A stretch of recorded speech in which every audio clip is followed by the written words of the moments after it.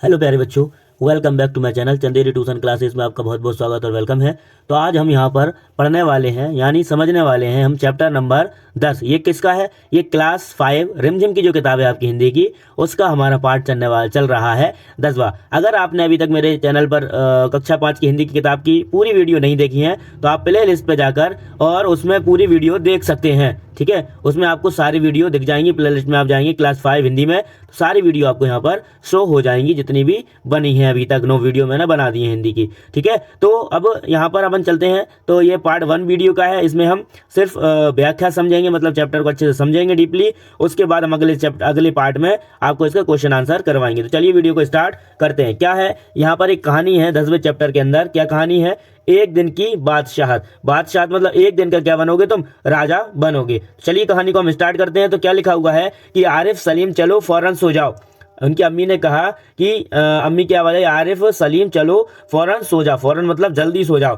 अम्मी की आवाज़ एंड उस वक्त आती थी जब वे दोस्त के साथ बैठे कव्वाली गा रहे होते थे। फिर यह सुबह बड़े मज़े से आइसक्रीम खाने के सपने देख रहे होते हैं कि आपा झिंझोड़ कर जगा देती है। आपा मतलब बड़ी सिस्टर, जल्दी उठो, स्कूल का वक्त हो गया है। दोनों की मुसीबत में जान थी। हर वक्त पाबंदी, हर वक्त तकरार, अपनी मर्जी से चू भी ना कर सकते थे।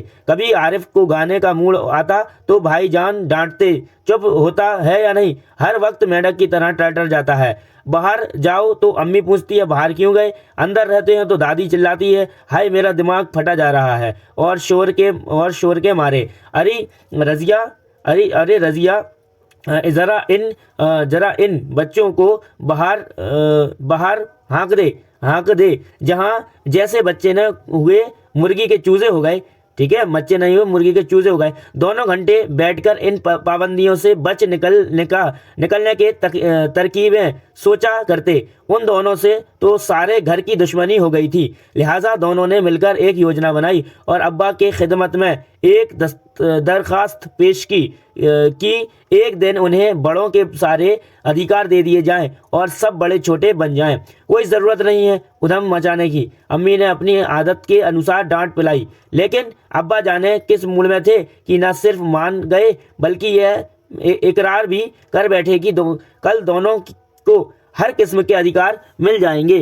अभी सुबह होने में कई घंटे थे कि आरिफ ने अम्मी के झंझोड़ डाला। अम्मी जल्दी उठिए, नाश्ता तैयार कीजिए। अम्मी ने चाहा एक झापड़ रसीद करके सोच रहे, मगर याद आया कि आज तो उसके सारे अधिकार छीने जा चुके हैं। फिर दादी ने सुबह की नमाज पढ़ने के बाद दवाएं खाना और बादाम का हरीरा पीना शुरू किया तो आरिफ ने उन्हें रोका। तौबा है दादी, कितना हरीरा पियोगी, आप पेट फट जाएगा। और दादी ने हाथ उठाया मानने के लिए। नाश्ता मेज पर आया तो आरिफ ने खानसामा से कहा अंडे और मक्खन बगैर हमारे सामने देखो, दलिया और दूध बिस्किट इन सबको दे दो।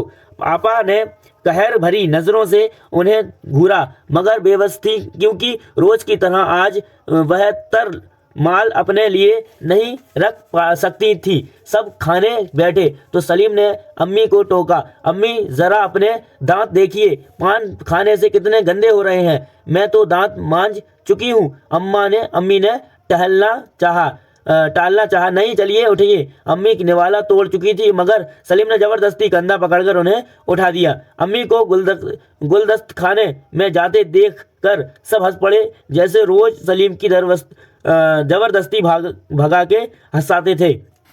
फिर वह अब्बा की तरह मुड़ा, ज़रा अब्बा की गत देखिए, बाल बड़े हुए, शेव नहीं की, कल कपड़े पहने थे और आज इतने मैले कर डाले। आखिर अब्बा के लिए कितने कपड़े बनाए जाएंगे।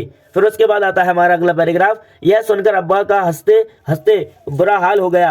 आज ये दोनों कैसे सही उतर आए थे वो सबकी, मगर फिर भी अपने कपड़े देखकर वह सचमुच शर्मिंदा हो गए। थोड़ी देर बाद जब अब्बा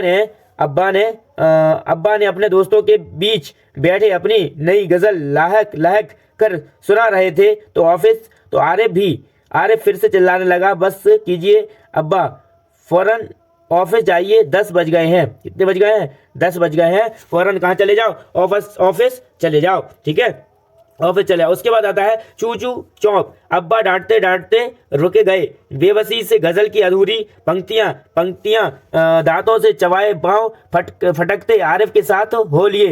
रजिया जरा मुझे 5 रुपए देना। अब्बा दफ्तर जाने को तैयार होकर 5 रुपए का 5 रुपए की नकल उतारी। रजिया जरा मुझे 5 रुपए देना। अब्बा दफ्तर जाने को तैयार होकर बोले। 5 रुपए का क्या होगा, कार में पेट्रोल है। पेट्रोल तो है। आरिफ ने तुनकर अब्बा जान की नकली उतारी। जैसे अब्बा कहते हैं कि इन्नी का क्या करोगे, जेब खर्च तो ले चुके। थोड़ी देर बाद खान खामा आया। बेगम साहब का क्या पकेगा। ठीक है, आलू गोश्त कबाब मिर्चों का सालन। अम्मी ने अपनी आदत के अनुसार कहना शुरू किया, नहीं आज ये चीज़ें नहीं पकेगी। सलीम ने किताब रखकर अम्मी की नकल उतारी। आज गुलाब जामुन, गाजर का हलवा और मीठे चावल पकाओ, लेकिन मिठाइयाँ से रोटी कैसे खाई जाएगी। अम्मी किसी तरह सब सब्र कर सके। हम रोज़ सिर्फ मिर्चों के सालन से खाते। तो दोनों ने एक साथ कहा। दूसरी तरफ दादी किसी से भी तू मैं किए जा रही थी। तो और उफ, दादी के तो शोर के मारे दिमाग पिघल हो रहे थे। आरिफ ने दादी की तरह दोनों हाथों में सिर थाम कर कहा, इतना सुनते हो ही। दीदी चिल्लाना बंद कर दिया। ठीक है, उसके बाद दिया ये पेड़ गए हैं, मगर अब्बा के समझने पर खूब घूंघट पीकर रह गई। फिर आता है कि कॉलेज का वक्त हो गया था तो भाईजान अपनी पसंद कमीज को आरिफ सलीम से बातचीत करने के लिए। कॉलेज का वक्त हो गया तो जान अपनी सफ़ेद कमीज का आरिफ सलीम से बचाते दलान में आए। अम्मी शाम को मैं दूर से आऊँगा, दोनों के साथ फिल्म देखने जाना है। कि खबरदार, आरिफ ने आंखें निकालकर उन्हें धमकाया। कोई ज़रूरत नहीं है फिल्म देखने की, इम्तिहान करीब है। हर वक्त शोर सपोर्ट में गुम रहते हो। पहले तो भाईजान एक करार हाथ करने लिफाफे, फिर कुछ सोचकर मुस्कुराए पड़े। लेकिन हुजूर वाली दास्ता ने साथ देखने की बात पक्की हो चुकी है, इसलिए इज्जत देने की मेहरबानी की जाए। उन्होंने हाथ बना करे बस मैं एक बार कह दिया, उसने लापरवाही से कहा और सोफे पर दराज होकर खबर देने लगा। ठीक है, फिर क्वेश्चन आता है। फिर आगे बढ़ते हैं कि उसी वक्त आपा भी अपने कमरे से निकली।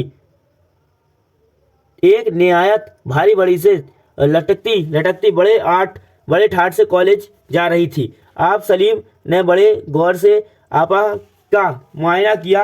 इतनी भारी साड़ी क्यों खरीद कर पहनी। शाम तक गारत हो जाएगी। इसी साड़ी को बदल कर जाइए। आज ये सफ़ेद वॉयल नहीं चाहिए, पीला चाहिए। ठीक है, फिर उसके बाद आता है अगला क्वेश्चन आगे कि अच्छा, बहुत अच्छा दे चुके हुए हम। आप चढ़ गए हमारे कॉलेज में, आज फंक्शन है। उन्होंने साड़ी की शिकायतें की हैं। ठीक है, जो भी कल बच्चा जाए सबको जाना है साड़ी।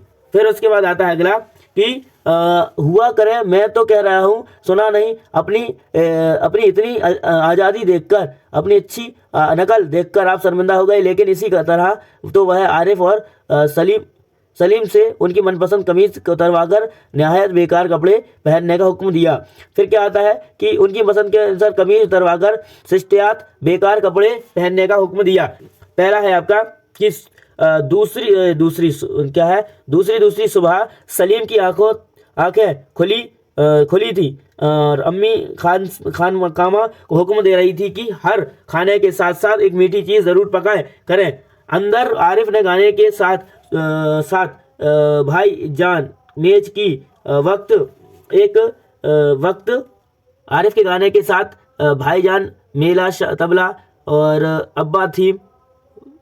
ठीक है, ये आपकी चीज़ें थी। ठीक, उसके बाद इसको लिखा किसने है, तो आपको इसको लिखा किसने है, तो ये लिखने वाला कौन है, तो लिखने वाले हैं जलानी बानो, है ना। उर्दू से अनुवाद किया गया है इस चैप्टर या अंतर्गत। ठीक है, आई होप ये चैप्टर आपको बहुत अच्छे से एक्सप्लेन कर दिया मैंने, आपको समझ में आ गया होगा। अब इसको रिवीजन करना है क्वेश्चन आंसरों का। ठीक है, चलिए मिलते हैं हम यहाँ पर नेक्स्ट वीडियो में। Thanks for watching.